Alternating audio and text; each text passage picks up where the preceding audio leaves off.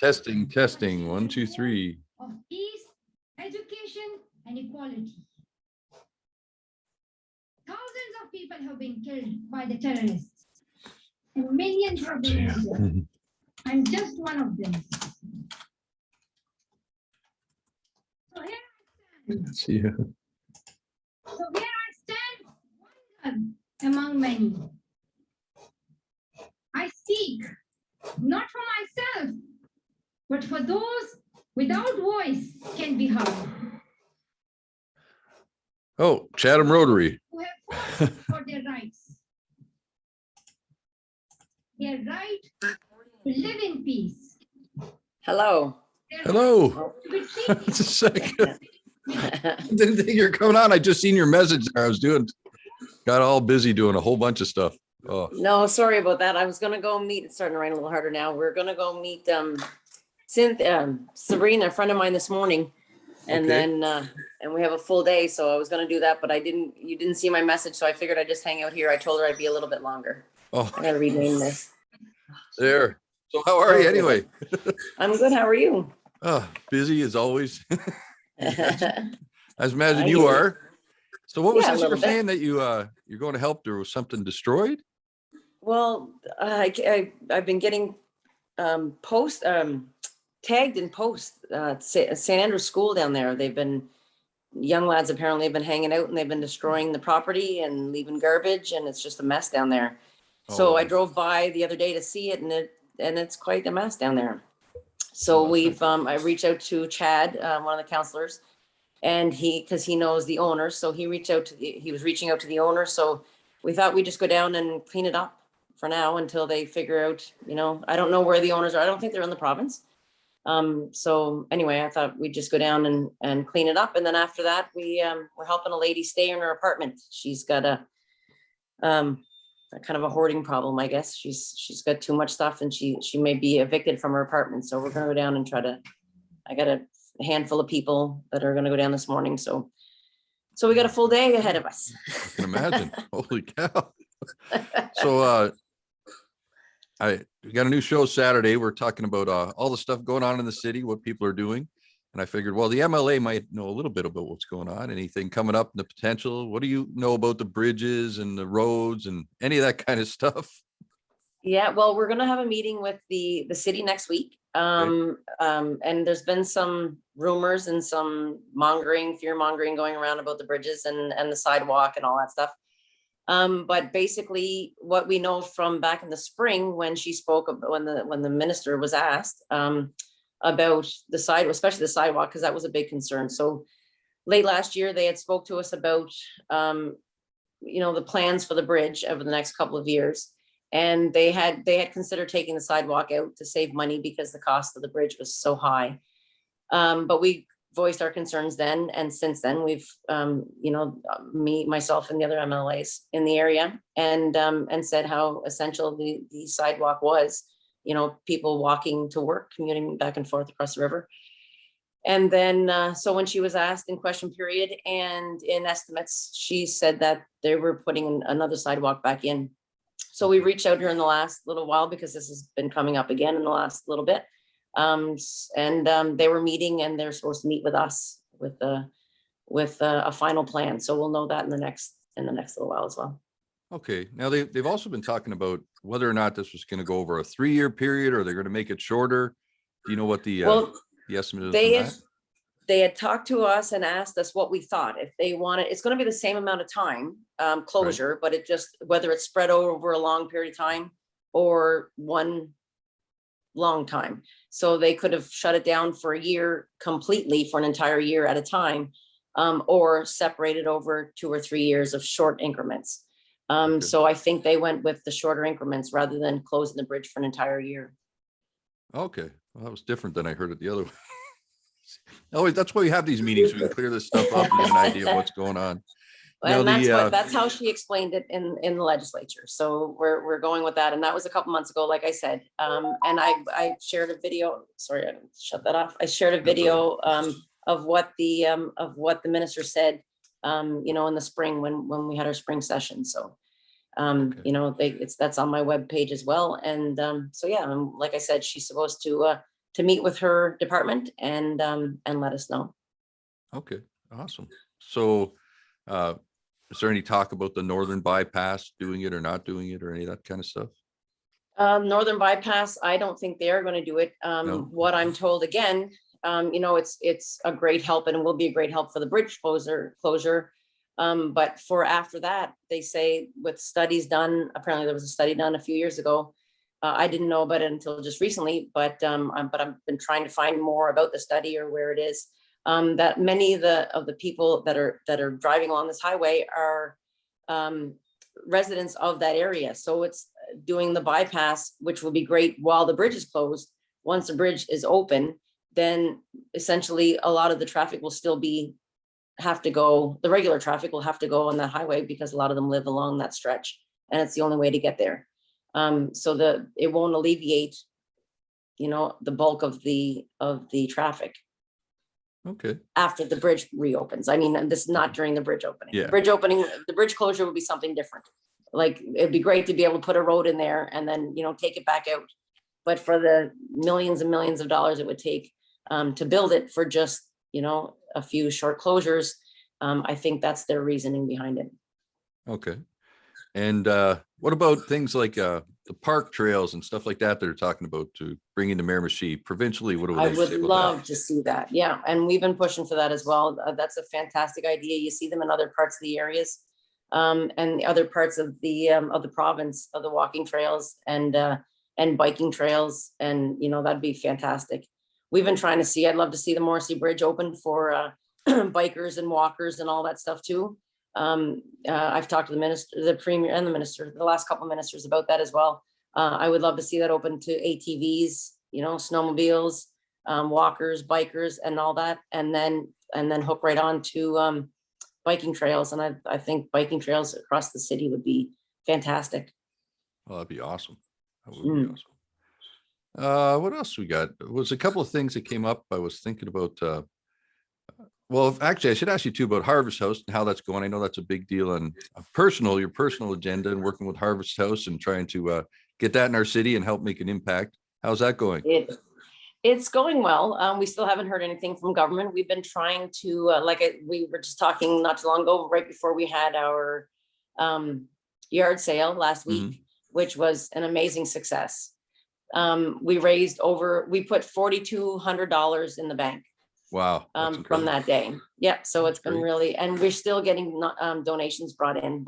People are still looking to bring donations in. So it was fantastic. The amount of people there was 100, 150 people there at any given time, all morning, all day. We were there until about 2:00. I think it was about 6 before we got everything packed up, and people are still looking to donate stuff. So it's been fantastic. It was a fantastic day. And we're still pushing for, to have Miramichi Senior Citizens Home. We just feel it'd be the best place to be able to do a complete roundabout service. So that's still, in our sights. We've taken out the shelter part of that. Like, they have a shelter in Moncton. So we've taken that out here because the neighbors were really concerned and, and I can understand completely. So, we worked with the board and then decided to just make it a place where people want to go and get help. Okay. So we feel it'll be the best place to, fill gaps in the system, from detox to a long-term rehab to plans of, helping people get it back on their feet when they get out. So it'll be just an all-around great system, actually. So we're still working on that. Well, that's awesome. And I see, you had some tickets too for sale now on a shed or something too as well. Right? And we're selling tickets. I have some in my purse that I've taken. I got a couple hundred. But yeah, there's a few people selling them. There's some businesses that are helping us sell, and we're receiving just tickets online. So if you'd like to send an e-transfer, they can e-transfer it to Harvest House Miramichi at outlook.com and send along your phone number and your email address, and they'll take a picture of it and send your ticket right back to you right away as soon as they get the transfer. So it's really easily done, and we've sold a couple hundred tickets already. So they're going well too, and we're just putting some final touches on the shed. We have the amazing Angie McCall that's going to help us design a little bit. And we didn't want to step on any toes with the he shed and the she shed and the we shed and all the ones, and hospice does a fabulous job of all those. So this is just a shed. It's just a working shed that we're going to put a workbench in, some shelving, and just have it as a shed. So we'll finish that and take some pictures and stuff of it and share it online, and anyone that wishes to donate is more Awesome. appreciated. Well, I appreciate that. All that. That's a lot of hard work and stuff involved, but you always seem to be working. I seen that another thing, get more serious. I seen a post there about Trudeau, holding back funds or something. It started out as millions, turned out it was $150,000 or something. And I think it was you who reposted it, that I had seen it or posted originally. I just saw that yesterday. Yeah. Yeah, that's kind of sad that they're kind of holding hostage of funds. Yeah. It seems like a political game. Right. No.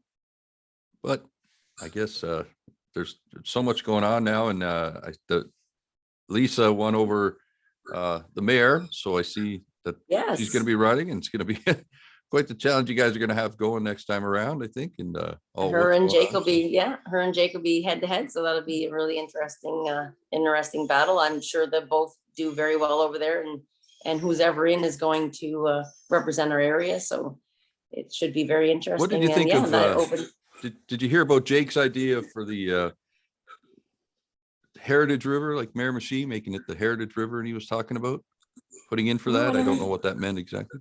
No, you haven't heard about that yet? No, I'll have to look that up. Okay, yeah. Apparently there's something you can put in to make our river known, or it's like a heritage. It's apparently a no-brainer. I'll have to pass it around on our site. And Yes. I'm trying to get him on so we can have a little talk about it, so we can find out what that's all about. It'll be interesting for sure. So is there Yes. anything going on in legislature we should know about, or something that people need to know that is happening? Well, nothing yet, because the legislature's been closed since our spring, we finished up in the spring Yeah. setting. And then, and it doesn't open now until the fall, so we have. So they don't tell you committee meetings. anything about like the openings happening, on the 30th, or what's going to happen or take place, or? No, we hear it when you hear it. So we really? keep our ears open when they speak on and they still have the leaders meetings. They still have like the 4-party leader meetings. Right. But that's confidential. So we don't get an update on that anyway. And we don't hear it until it comes out.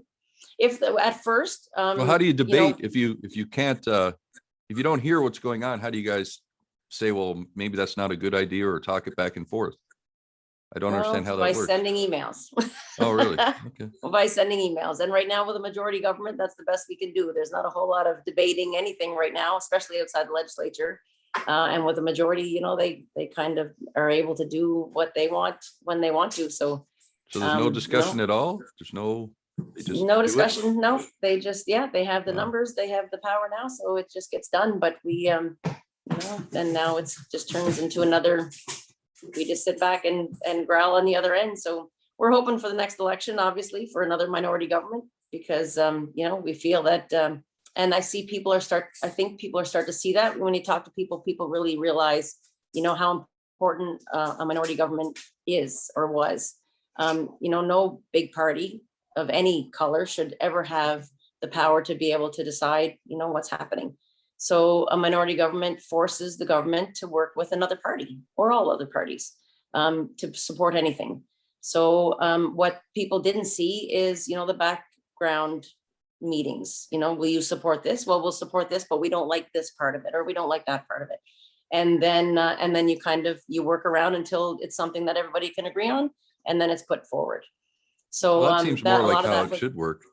That's how it should work. But I think what people didn't see is a lot of that was done in the background when because we hear a lot of like, well, just whatever the government brought up, you supported. Well, the hard work was done in the background. We should have done it maybe in the legislature. It could have been done, a little differently, but a new party and lots of trust. And, we figured we were doing the right thing. So, we could have done things a little bit differently that way, but all in all, we're very happy of how we were able to work with them and what we've been able to accomplish and what we've been able to stop from happening, that would have been pushed through that if we weren't there. So it was. Give me an example of something like that for people so they can understand some of the things that you stopped and I hear them and I know, but people should hear it from you, that some of the things that you've been able to accomplish up there. Well, yeah, and just the paramedics for one, the paramedics, that was a big one. The paramedics being reclassified was something that we worked really hard right from the beginning. You know, we supported the reclassification. They weren't recognized for the work that they've done. And we, you know, that wouldn't have happened if we weren't there to push that. Some things we were able to stop, you know, again, a lot of people don't understand how it happened, but with the you're gonna have to pause all right. that. My mother-in-law. Is that your dog? Yeah, that's my dog, but that's my mother-in-law that just came in.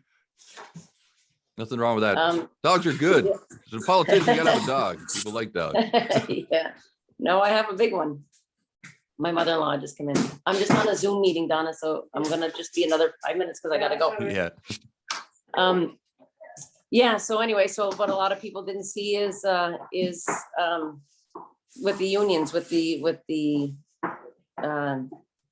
nursing homes, with the nursing home workers. You know, a lot of background stuff that happened there. A lot of people weren't happy, but you know, they wouldn't have got they went a long time without a contract. And what we were able to do again in the background was to essentially get that contract to be done. So, and be able to get them their contract. And, you know, the government had put in an extra step that would have affected them a lot worse, or their future agreements that we were able to stop. So, you know, it wasn't an ideal situation that we were in, but, you know, we feel that it was at the time what we had to work with, and that's all we can do. So there's just different things that you know, that happen along the way that that we were able to say, like, you know, we can't support this because of this. And, you know, if you change it, we'll be able to put it through. So a lot happened in a short time. And like I say, we're a brand new party, and we were really jumping into things and not knowing, you know, the ins and outs on it. And there was nobody there in the background being able to push us. So we had a small, amazing crew behind us, and we were able to learn from a lot of things in there. So, and we're still learning. It's you know, there's no 2 weeks or 1 month training in this this job. You just kind of jump right in and get her done. So, Well, I know you're busy, and I know you got a whole bunch of stuff to do today, and I want to thank you for taking the time to come in and tackle some of these crazy questions that right off the bat. She's like, "What are you talking about, Rob? You didn't say anything about this stuff." But it's just nice to have you along. Just to let people know what you're doing. So that's the idea behind the show, is to get the idea of what people are doing that are changing our city and making a difference. And you're definitely one of them. So I want to thank you for coming in, Michelle. well, thank you very much. And I wish you a great day. And I want to thank you always for taking the time to speak and keep everybody informed. You have a great show and you do great work. So we really appreciate that as well. Well, thanks again, and good luck on your day. All right. Thank you much. Have a great one. Thanks. See you later, Michelle. Bye. Any treats for both? Awesome.